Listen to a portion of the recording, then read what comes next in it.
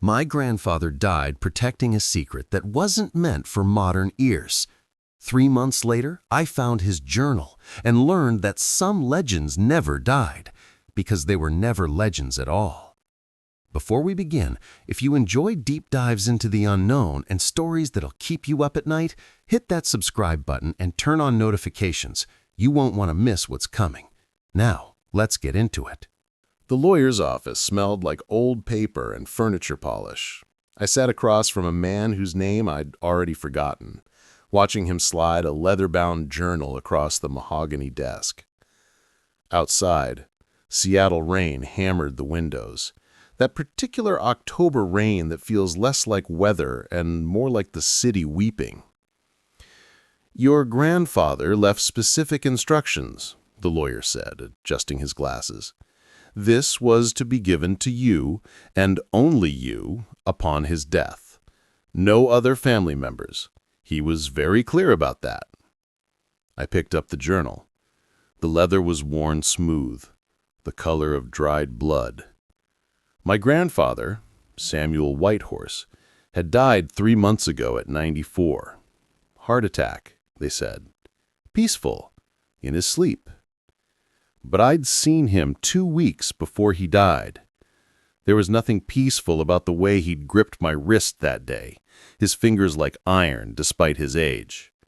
"They're waking up, Marcus. I can feel it. The earth is remembering." I thought it was dementia. The family thought it was dementia. Now, holding his journal, I wasn't so sure. "There's also this," the lawyer continued, producing a small brass key, "to a storage unit in Bellingham, the numbers written inside the journal's back cover." I drove north that same afternoon. I couldn't explain why. Just a pressure in my chest, like something pulling me forward. The journal sat in my passenger seat, and I swore I could feel heat radiating from it, though that was impossible. The storage facility was industrial, anonymous, rows of orange doors beneath flickering fluorescent lights. Unit 237 was in the back corner, naturally. The key turned with a click that echoed too loud in the concrete space. Inside, file boxes. Dozens of them. And on the back wall, a map. It covered the entire surface, maybe 8 feet across. The Pacific Northwest, meticulously detailed, covered in my grandfather's handwriting, red circles, dates, coordinates. And everywhere, the same word repeated. Tsiatko. I pulled out my phone and searched the term. The connection was weak, but I got enough. Tsiatko. The giants of Salish legend. Man-eaters. The ancient enemy. Legends, I thought. Folklore. Then I opened the first box. Photographs. Hundreds of them, dating back to the 1950s. My grandfather is a young man standing beside archaeological digs, holding fragments of bone that looked wrong, too large, proportions inhuman. Newspaper clippings with headlines like "Mysterious Remains Found in the Cascade Mountains" and "Anthropologists Baffled by Skeletal Discovery." But those articles were from local papers, most now defunct. Nothing from major outlets. Nothing that got traction. I found a letter dated 1963 on Smithsonian letterhead. "Mr. Whitehorse, while we appreciate your continued correspondence, we must reiterate that the remains you describe do not fit any known hominin species. Without proper provenance and peer review, we cannot pursue this matter further. We suggest you contact local universities for assistance." Translation: go away. Stop bothering us. Another box contained audio recordings, cassette tapes labeled with dates and locations. I didn't have a player, but the next box held a dusty tape recorder. I loaded the first tape with shaking hands. Static. Then my grandfather's voice, younger but recognizable.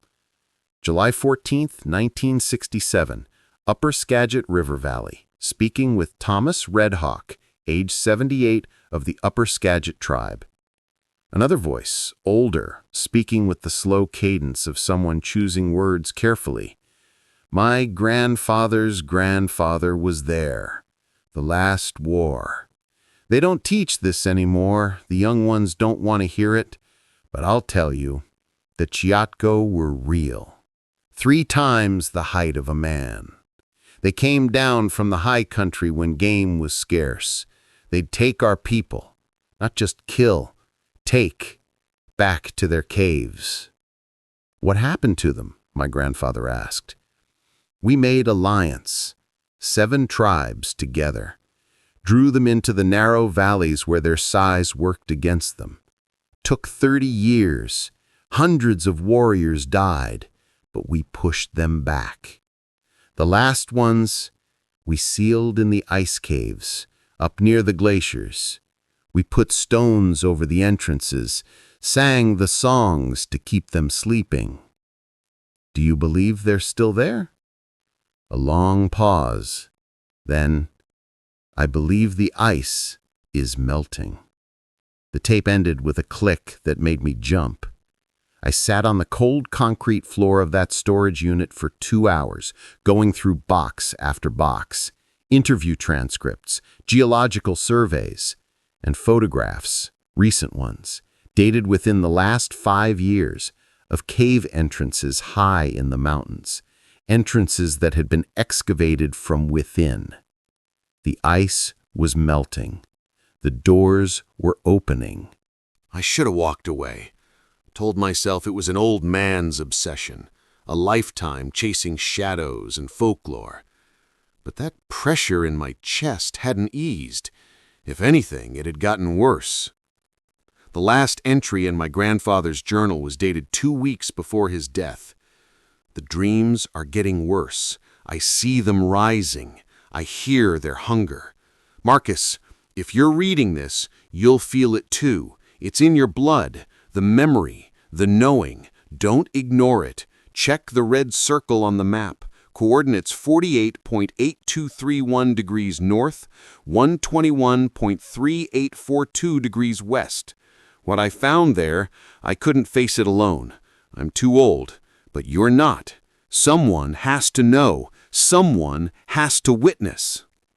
I called in sick to work. I taught history at a community college in Seattle, irony not lost on me, and spent 3 days preparing.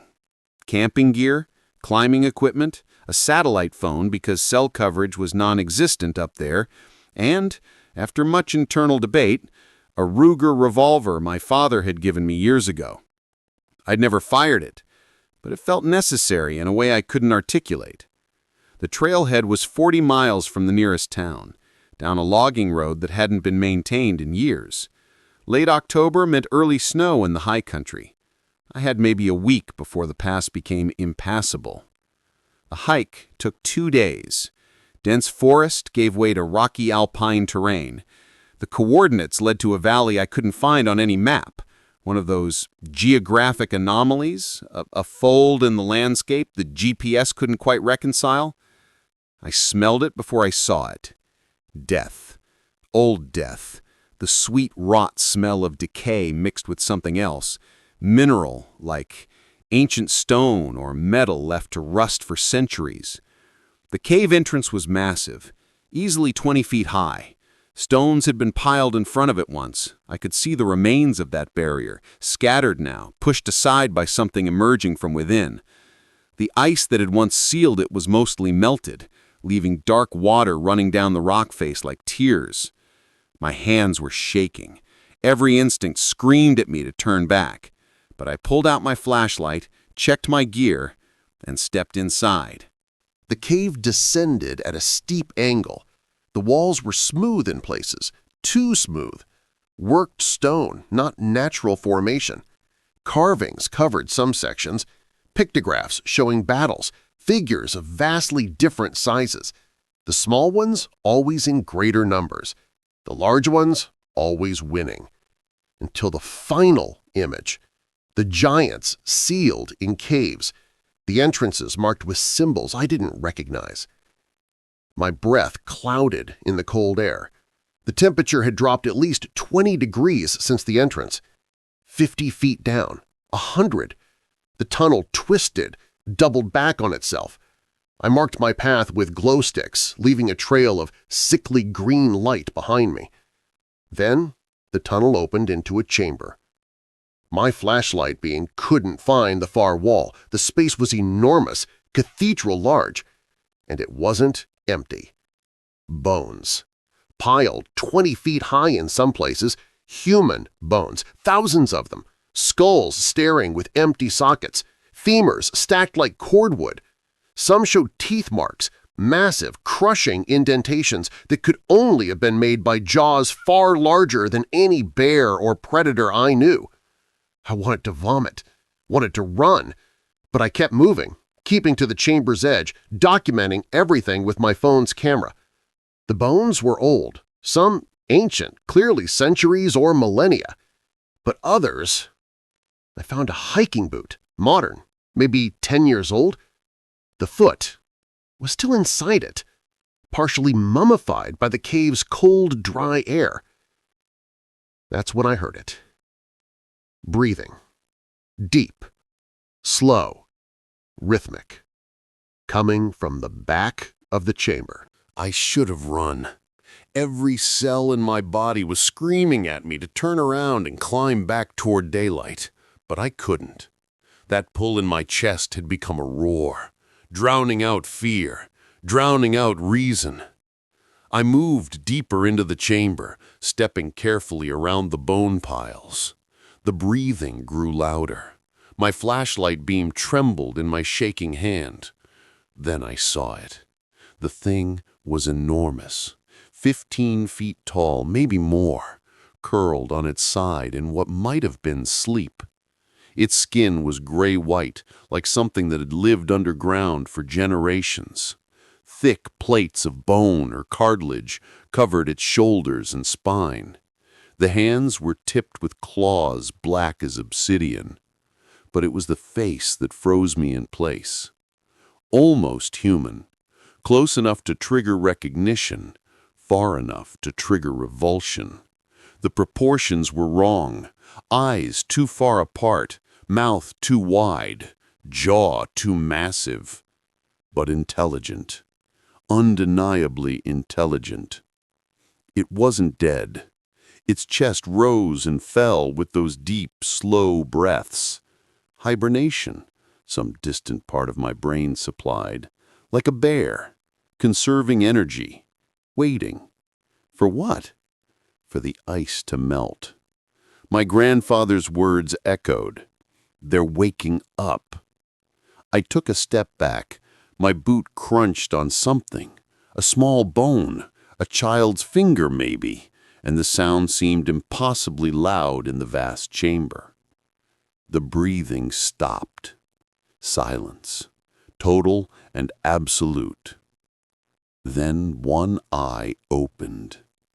It was yellow, sulfur yellow, with a pupil that contracted to a vertical slit in my flashlight's beam. It focused on me with terrible intelligence, and I felt something probe the edges of my mind. Not words, but sensation. Hunger. Vast, patient, endless hunger. The thing's mouth opened slightly, teeth like daggers, and it made a sound. Not a roar, but something worse. A rumble so low I felt it in my bones before I heard it. A summoning. A call. From deeper in the cave network, other sounds answered. They weren't alone down here. I ran. Blind terror overrode everything else. I crashed through the bone piles, sending skulls scattering. Behind me, that rumbling call continued, and I heard movement now, massive bodies shifting, scraping against stone. The tunnel. I had to reach the tunnel. My flashlight beam found the opening, and I threw myself toward it, scrambling up the steep incline on hands and knees. The glow sticks I'd left marked the path back, islands of green light in the suffocating darkness. Something roared behind me, a real roar this time, full-throated and deafening. It echoed off the tunnel walls, multiplied, became a symphony of fury. The cave shook. Dust and small rocks rained down from the ceiling. They were awake. I don't remember most of the climb. Adrenaline carved holes in my memory. I remember falling, scraping my hands bloody on the stone. Remember my flashlight dying, leaving me to navigate by glow sticks alone. Remember the sound of pursuit, heavy footfalls, claws scraping rock, breathing that sounded like wind through a canyon. But the tunnel was narrow. That's what saved me. Too narrow for their bulk. I heard them behind me, forcing their way forward, but the passage slowed them, choked them. The same strategy the old warrior had described, using the terrain against them. I saw daylight, actual daylight, gray and weak, but beautiful. I pulled myself through the cave entrance and stumbled into the October afternoon. It had been morning when I had entered. Hours had passed. The sun was already sinking toward the western peaks. I ran until my legs gave out, collapsed behind a boulder outcropping a quarter-mile from the cave, pulled out the satellite phone with shaking hands and tried to think who to call. Who would believe me? That's when I saw them emerge. 3 of them, giants. They moved with shocking speed despite their size, on all fours like gorillas, knuckles scraping the ground. They paused at the cave entrance, their massive heads swiveling, scanning the landscape, looking for me. The largest one, the one whose eye had opened, straightened to its full height. Standing upright, it was easily 18 feet tall. It threw back its head and roared again, the sound rolling across the valley like thunder. I held my breath, pressed myself against the rock, prayed to gods I didn't believe in that they wouldn't catch my scent. After minutes that felt like hours, they moved back into the cave. But I knew the truth. They were awake now, all of them, and winter was coming. They'd be hungry. I made it back to my car in the dark, navigating by headlamp and GPS. Drove 8 hours straight to Seattle, hands locked on the wheel, checking the rearview mirror every few seconds for something that couldn't possibly be following me, but might be. My apartment felt small, fragile. I spent the night going through my grandfather's journal again, reading with new understanding. He'd known.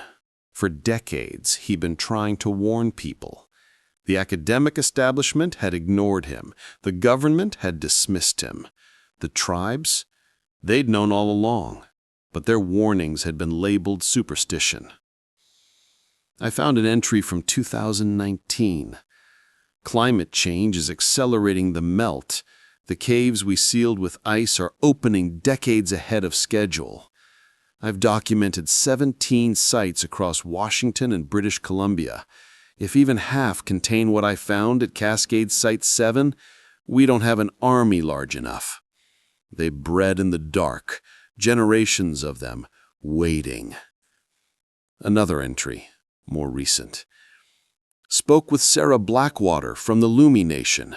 She told me her grandmother remembered the old songs, the ones sung to keep them sleeping.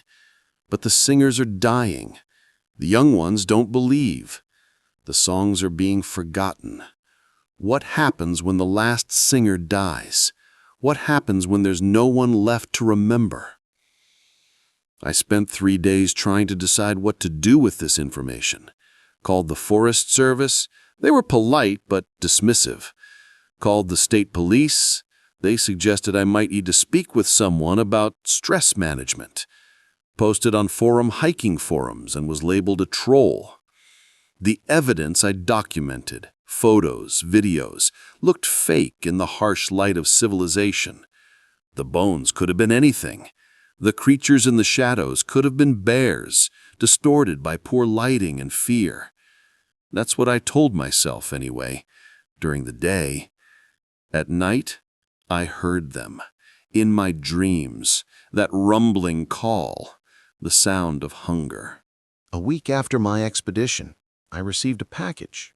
No return address. Inside, Newspaper clippings from small-town papers across Washington and British Columbia. Hunter missing in North Cascades, third disappearance this month. Livestock mutilations puzzle Whatcom County residents. Hikers report massive figure near Mount Baker. Park officials skeptical. And a note, handwritten on lined paper. Your grandfather was my friend. He tried to warn people. So will you. The sleeping time is over. T.R. Thomas Redhawk, the man from the 1967 recording. He'd be over 100 years old now if he was even still alive. But someone was continuing the work. I pulled out my grandfather's map. 17 sites, 17 caves, and I'd only seen 3 of the creatures at one site. How many were there? How many had woken up? I found my grandfather's old contacts, the people he'd interviewed over the years. Most were dead, but a few remained. I started making calls. Some hung up, some thought I was crazy, but a few listened, and they knew. They'd seen the signs, the tracks, the missing hikers, the caves with the melted seals. We're organizing now. Not an army, we don't have that luxury, but a network. Witnesses, watchers, people who remember the old stories and understand they were never just stories. It's been 3 months since I entered that cave. Winter came early this year. Hard, cold, with record snowfall. That'll slow them down, give us time. But spring is coming. I'm writing this from a cabin in the North Cascades, not far from Site 7. There are 5 of us here now, descendants of the tribes who fought the last war.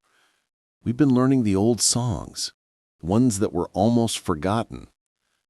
They're not magic, not really, but they're memory, collective memory, passed down through generations, instructions, battle tactics, and warnings. Last night, I heard that rumbling call again, distant but clear, coming from the direction of the cave. And this time, other calls answered, from the north, from the east, from valleys hidden in the peaks. They're communicating. They're coordinating. My grandfather spent his life trying to warn a world that wouldn't listen. I don't expect to do any better. But I'll try, because that's what we do. That's what we've always done. We remember, we warn, and when the time comes, we fight. Some legends died because we defeated them. Some legends died because we buried them. And some legends, they were just waiting for us to forget. If this story kept you on the edge of your seat, hit that like button and subscribe for more tales from the dark corners of history. What do you think? Are we alone on this continent? Or are we sharing it with something older? Let me know in the comments below.